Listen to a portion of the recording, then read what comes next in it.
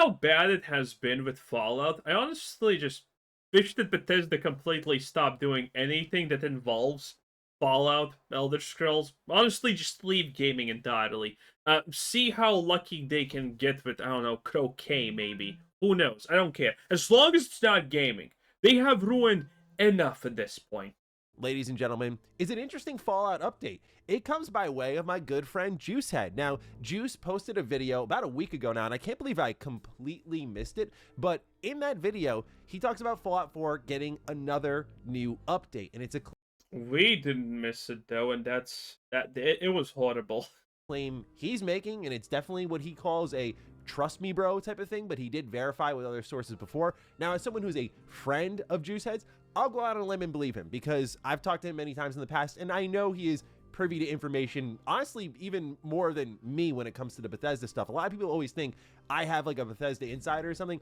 I have never once in my entire life had a Bethesda insider. It's funny to think about with how much I cover their games that this would maybe be the case, but it's not. So I would go out on a limb and believe Juicehead. And with that, we're talking about a new Fallout 4 update. We're talking about what's coming to 76. We're talking about Fallout Season 2. There's a lot on the way for Fallout this year. All of those things are almost making my ears bleed. I don't want any of that. I do want Fallout Season 2, though. The TV show, I do want it. I want to see how it burns. I want to see the ashes. I wanna smell the burning sensation. I want to see how it all crumbles. Okay? I'm a simple man, boys. I'm a very simple man. I believe some things deserve what they get. And the Fallout TV show Season 2 is gonna deserve everything it gets. It's gonna deserve every single drop it gets. Here, though many people aren't really thinking about it this way right now, can be a huge year for Fallout, excluding even things like we're expecting with the Fallout 3 remaster. So, ladies and gentlemen, let's dive into Juicehead's leak. I'll have his video linked down below if you want to check out in full. But if you're new here and you're into Fallout or, I guess, Alice Chocolate, consider subscribing. All right, let's get things kicked off. What's the Juicehead claim here? It's that Fallout 4 is getting another brand new update. So last year, we got the next gen update. Bethesda broke the game. They did like one bug fix. It's still pretty jank, at least on PC. And then it's still pretty jank means it literally does not work. If you're playing Fallout 4 currently with all the updates, yeah, your game's probably in the worst position it has ever been since release. And that's kind of insane, honestly. They moved on. They focused on things like Shattered Space, and so now Bethesda's coming back around here. And the big problem with leaving this game so broken is that one of the most popular mods for Fallout 4 nowadays is to roll back the Fallout 4 version to before the next gen update. This also will cause mod compatibility issues again, and since Fallout 4 is a 10-plus-year-old game, this means it's going to be a little complicated for mod authors who have moved on and prioritized going and doing. By the way, he's completely downplaying the effect of all of this. If an update comes and a mod was released 10 years before, and the author is no longer interested in it, the mod never works again. That's how this works. The mod is not gonna magically one moment just spring back to life and work. These things need to be updated. So the fact that Bethesda very willingly, by the way, did this is a bad thing. And Bethesda's gonna do this again, because we watched the Juicehead video. And I obviously think all of this is just to funnel people into Fallout 76, because that game is garbage. That game is dying yet again. It's gonna have its big expansion once again soon, or the biggest expansion, or whatever you want to call those lies, probably. And, above everything else, above literally everything else, it's a microtransaction hell. No, literally, Fallout 76 is designed to just funnel you into the atomic shop and make you buy things. Their Game Pass is $100 for a year. And it's predatory and pay to win, and you're still gonna have to spend more money if you want the things in the Game Pass. That's how it works. other things in their life, but Bethesda's looking to make you money, so maybe people are interested in coming back. Let's talk. So he says sometime in Q4 that Bethesda will be dropping a new Fallout 4 update. There is movement on SteamDB, which we can see for ourselves, but interestingly, it picked up this summer, and also Fallout 4's press build is getting updates. That's a pretty much dead giveaway, excluding, oh, I don't like Juicehead, I don't believe him, or whatever the hell you want to say. When a press build is getting updates, they're testing something for release. And I believe what's happening here is something Juicehead also suggests, which is when Skyrim was getting its creations update, there was a lot of movement on SteamDB. Yeah. But I will say this, though. While this is true, other Bethesda games have also gotten updates that literally went nowhere. A year ago, we were talking about Fallout New Vegas. It also had like Steam DB updates, and literally nothing happened with that. So the reality is, none of this means anything. Sure, sometimes when these things get updated, that does mean that something is happening, but more times than not, actually nothing has happened. But when we're talking about stuff like this, I mean, someone's gonna say that, oh, there's a chance that something happens, and if it happens, congratulations, you won. You were right. A lot of testing before it finally came out over there. You have Starfield with creations, old-ass Skyrim with creations. Fallout 4 is now the odd man out, despite how popular it is. And by creations, yes, I mean, what Juicehead is claiming is part of this update is the paid mods system. Now, after I've spoken with some mod authors, and I've also seen the quality of some content coming after it, I have wavered a little bit on my stance of Creation Club. Like, I totally respect why people are saying, screw this, I don't like it. But when I see people making Oh god, it's the bot college again. Oh, it's a new expansion. No, it's not. It's garbage. careers off of it, and when I'm talking to teams that are putting lots of money into these mods and making them better than they've ever been, they feel more official than they've ever been, more polished than they've ever been, and they're on timelines that are more realistic and not just years upon years upon years because everyone's doing it as a hobby. I have softened a bit, especially when I play DLC basically from teams like Kingath Creations, who's responsible for There we go. The bot college and Fallout. No, not Fallout, but Starfield. That expand. It's not even an this is garbage. Shut. Oh my! I hate these discussions so much. It's just not true. These are not quality things. Watchtower and Starfield. That they are surely bigger than you would expect from a mod, but at the end of the day, it's like meh. Or the Bard's College expansion in Skyrim. And the Bard's College expansion is like one of the most important mods ever because you could really argue this isn't just a paid mod. Like, this is straight up official DLC. It builds off naturally of the in-game lore. It's got some of the old voice actors back to reprise their roles. Like, it goes all the way. And it's $10. It's perfect in every single way. It's the idea. It should be negative $5. Okay, they should pay you $5 to play it. Deal paid mod. So I know some people go, well, I don't care when they hear that, and I totally get and respect that. I do have my issues with it because there is some recycled content. A lot of people take advantage of the system, break the rules. I hate that stuff. Those who are already lead modders in the scene are doing, I think, great work with it and getting great opportunities, and more importantly, getting paid. Hopefully this means that it's also going to enable maybe more bigger creations. Remember when this program first started, it was small fry, which is why we all didn't like it. We were getting like a knife for $5. And so now things are you still get knives for $5. This whole thing is still a giant asset flip for the most part, honestly. That's the reality of it. A lot of stuff is just asset flipping still. Nothing has changed.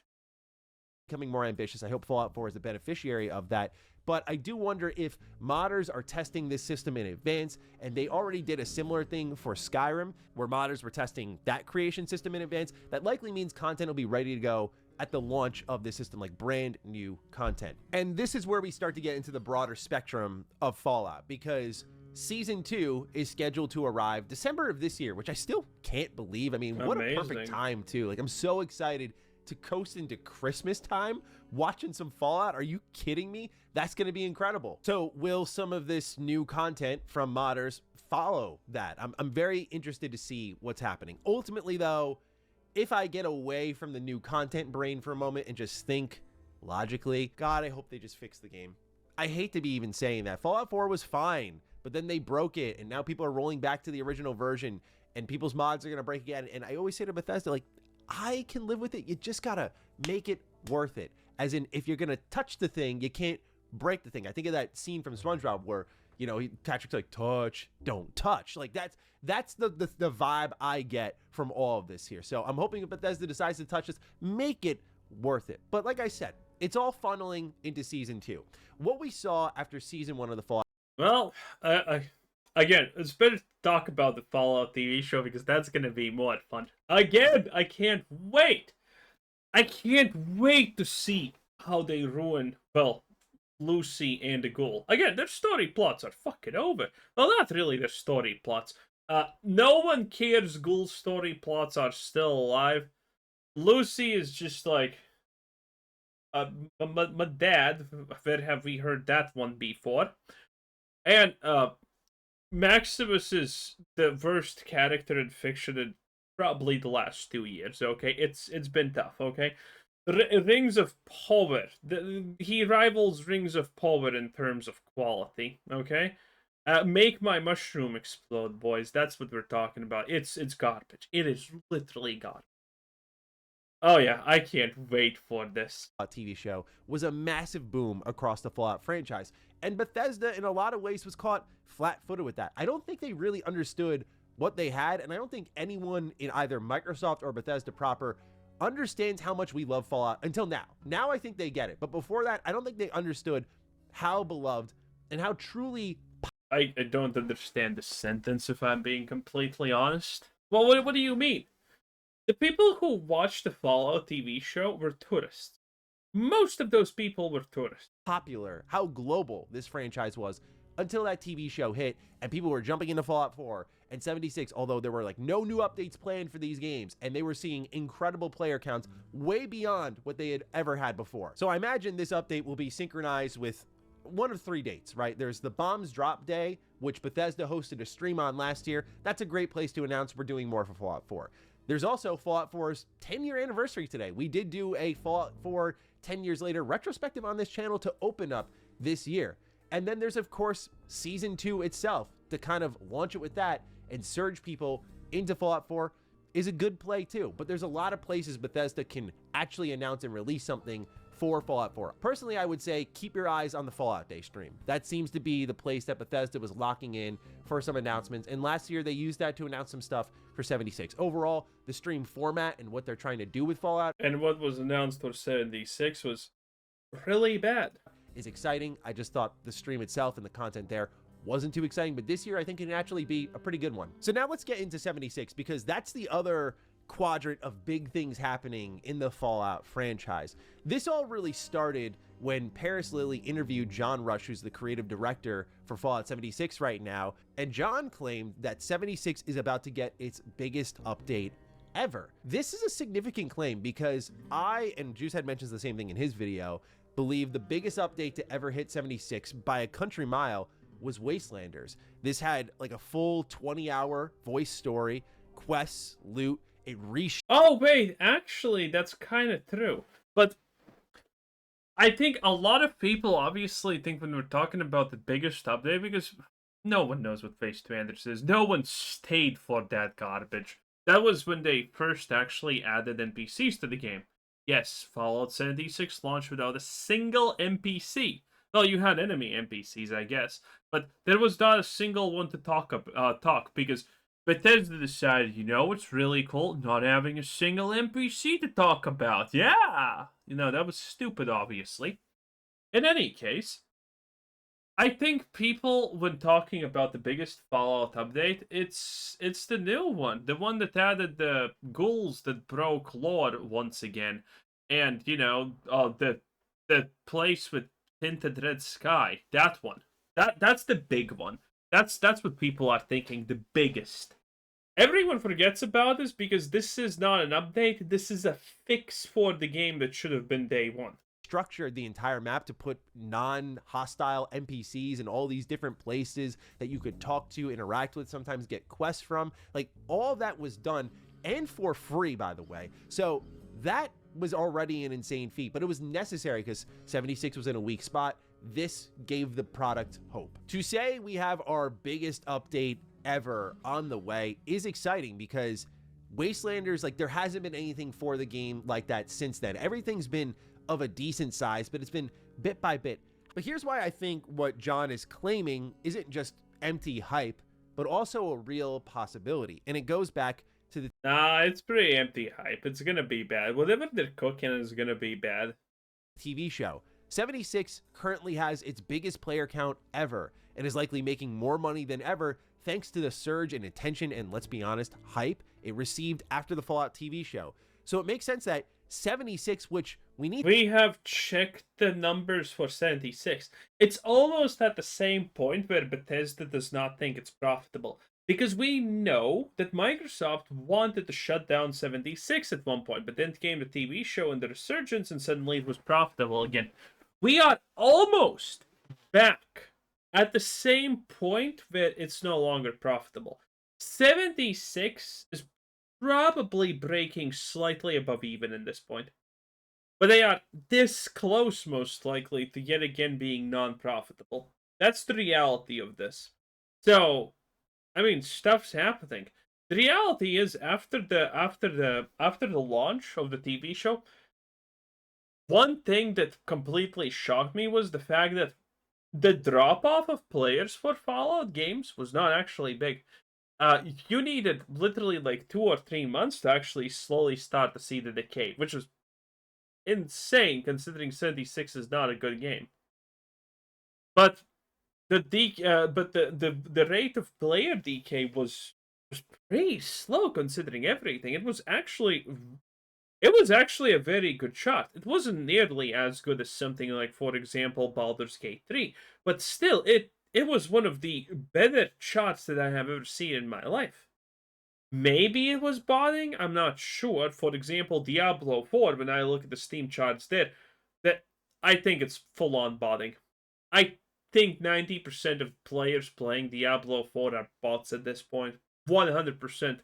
Because the reality is, as far as I can tell, the really big ticket luxury items, the super rare ones with all the upgraded affixes and whatnot, can easily be up to 300 plus euros. So, buying that game is probably ridiculously lucrative if we're being real, considering, well, Elon Musk is probably buying out all of those items because he doesn't want any competition for his Chinese farmer who's playing his account. To add in here was the biggest beneficiary of the TV show, like more than Fallout 4, more than 3, and yes, even more than our precious New Vegas, more than any of them, 76. New Vegas actually had one of the lower amounts of people playing it because it's an old game. We're at the point where New Vegas is old enough for people to just look at it and be like, oh wow, this is 20 years old, I'm not playing it. We are at that point. Was the biggest beneficiary. And while that may break some hearts out there, I mean, hey, I'd love to see my Fallout 4 get like a new piece of official DLC in response to all of this. But look, business would necessitate, let's inject some cash into this thing and see how many more players we can bring into a live product that's doing well and has really found its place with a lot of people. So I think if they're going to swing big, they now know a big bump is coming. Last year, they got a big bump in everything and they had nothing ready. This year, Season 2 is happening, and if Season 2 is great, and it does that same thing that brings players... I don't think it's gonna matter. I think people in general do not appreciate or like the game enough. So even... Listen, you know what's the thing about this that's kind of harder to grasp or think about, and most people don't think about it? It's the fact that... Why exactly do you need some kind of big thing to happen in the game if... people who have never played the game are coming in? Why? Big events, big new things help to get old players back primarily. For a new player who has never played 76 without a single update is already a new and exciting thing, theoretically. So, that you don't need some kind of massive thing happening at the same time as an update. Because people are going to still go and play it, especially if they're all new players. Back into Fallout, having 76 be ready with something really exciting is a great idea. So Too Long Didn't Read, Bethesda knows what this show can do for the games now, and they're basically putting stuff in that's going to make them money, right? So, oh, we know people are going to go to Fallout 4 after the TV show, and some people have already played Fallout 4 a lot. I'll raise my hand for that one. Okay, so let's give them new stuff to play. They go into the creations, they buy stuff. You watching this may be like, that's not going to be me. But look, a lot of people buy creations. That is the one thing that a lot of folks don't register. People are making careers off of creations right now. And so I don't know who's doing it, but I kind of... That's true. That's true. The people who are left playing these games, these shitty games, there's not a lot of them, but they do spend money because, I mean, if you're playing Starfield, if you're playing any of these games at this point, well, you're probably you have already done everything. Okay, you just the only thing left for you is to buy reskins of weapons and see if that changes something. I view it a lot like how Mario Kart Deluxe kept hitting the top MPD charts for months after the game came out. I'm like, someone somewhere is buying this game. Same thing with the creation. Someone somewhere is buying them and people are making careers off of it. It's not just money manifesting out of nowhere. Same with 76. They're just putting content in there to get more players in there to make more money. So I like that Bethesda... Actually, 76's approach is pretty much milk the already existing players. And, I mean, if you actually have checked, if you're following 76, this is something you will not even try and disagree with me on. You know that every system in 76 is designed to get the already established long-time players just to shill out a little bit of that ka-ching. Is actually finally starting to do some sensible things with the Fallout brand. And by that, I mean just synchronizing content with big moments in the brand. Like, a lot of fans have been asking for this for a while. I always bring up the Great War Day stream. I'm glad they're finally doing that. That's something we've asked for since before Fallout 4. And what is this big update, you may be wondering? It's likely a map expansion. People have been digging into the PTS and have noticed some changes. Yeah, we know this. We know this. Oh, wow, something's gonna change. Yes, we know. Everyone and their grandma honestly expects this. Anyway, that was Mr. Manny Plays 10 out of 10. Bye!